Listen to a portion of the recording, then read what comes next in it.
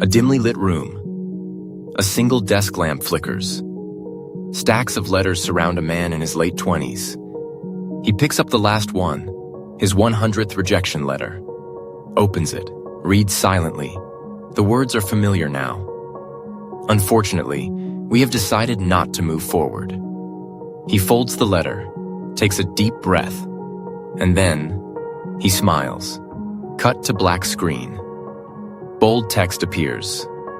Sometimes the 100th no is the beginning of your biggest yes.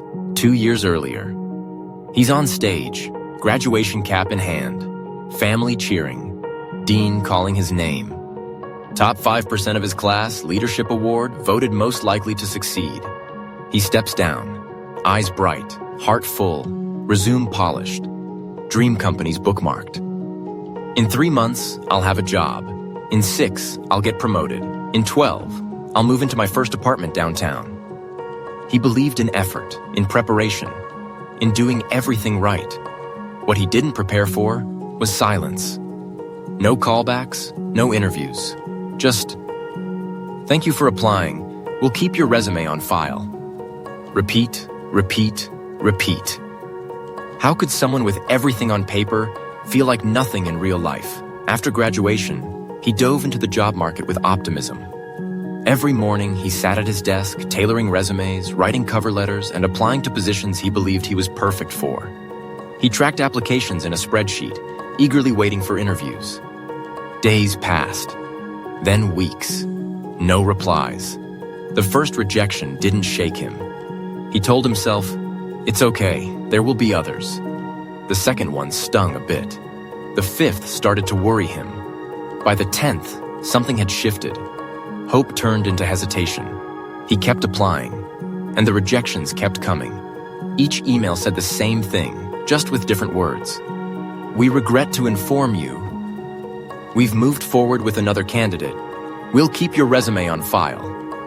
It wasn't just disappointing, it was exhausting, soul-crushing. He began to recognize rejection before even opening the email. The subject line alone told the story. He started applying less, smiling less, believing less. He wasn't just being passed over, he was being forgotten. He stopped checking emails. He stopped updating his resume. Every rejection began to feel like a personal verdict. Maybe I'm not smart enough. Maybe I just don't have what it takes. His days became slower. Mornings blurred into afternoons. Nights felt heavy.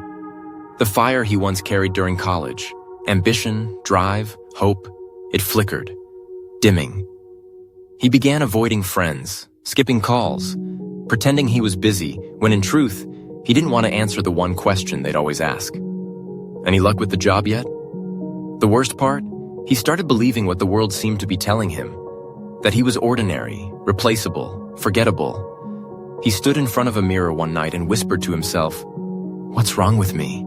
And that single question echoed louder than any rejection letter he had ever read. One rainy afternoon, he sat in a quiet diner, nursing a coffee he could barely afford. He wasn't there for food. He was there to escape the silence of his apartment and the noise in his head. At the counter nearby, he noticed a young waitress. She was being scolded by her manager, loudly, publicly, for a mistake that wasn't hers. She stood there, silent, embarrassed. Not because she didn't care, but because she couldn't afford to speak back. He watched, something stirring inside him. Not pity, recognition. He had felt that powerlessness before. The feeling of doing your best and still being told it wasn't enough. That night, he couldn't stop thinking about her. About all the people just like her, stuck in places where talent went unnoticed and voices were silenced. And for the first time in months, he had a thought that didn't feel heavy. What if he could build something better? Not just for himself, but for people like her. He had no savings, no investors, no experience running a business. But he had one thing: clarity. He knew what he wanted to build: a platform, a company, a space where people who had been overlooked, just like him, just like that waitress, could find work, dignity, and a future. So he started small. He turned his bedroom into an office. He borrowed books from the library. He watched free business courses online. And every night he wrote code, sketched out ideas, sent cold emails. Most didn't respond, but one did. A freelance designer agreed to help for free. Then a developer joined. Then a friend offered to test the idea. And just like that, what started as a thought in a diner became a living, breathing project. He wasn't building a company to prove the world wrong. He was building it to prove that the world could be better. 3 months in, his laptop was overheating, his inbox still quiet, and his bank account nearly empty. He was close to giving up. But then an email. Subject line, interested in your platform. A small business owner, desperate for reliable help, tired of overpriced staffing agencies. They talked for an hour. It wasn't just a sales pitch. It was a shared frustration. A shared hunger for change. By the end of the call, the business owner said 6 words that changed everything. I believe in what you're building.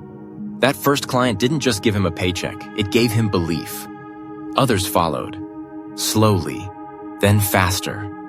Suddenly, his inbox wasn't quiet anymore. The team wasn't just him anymore. And the company wasn't just an idea anymore. It was a movement. Built not out of confidence, but out of rejection. He looks back now, not at the success, not at the team, not even at the company, but at rejection, letter no 1, number 2, mouth 3, all the way to 100 it.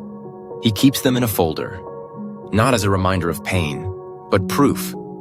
Proof that being told no 100 times doesn't mean you're not worthy. It means you were meant to build your own yes. You see, he was never meant to fit into someone else's company. He was meant to create one. So if you're watching this and you're tired of being overlooked, of being told you're not enough, remember, rejection is not the end of your story. It might just be the beginning of your legacy. If this story moved you, comment below, I believe in my own yes. Because sometimes, all it takes is one belief, yours. And if you know someone who needs this message, share this video with them. It could be the beginning of their story too.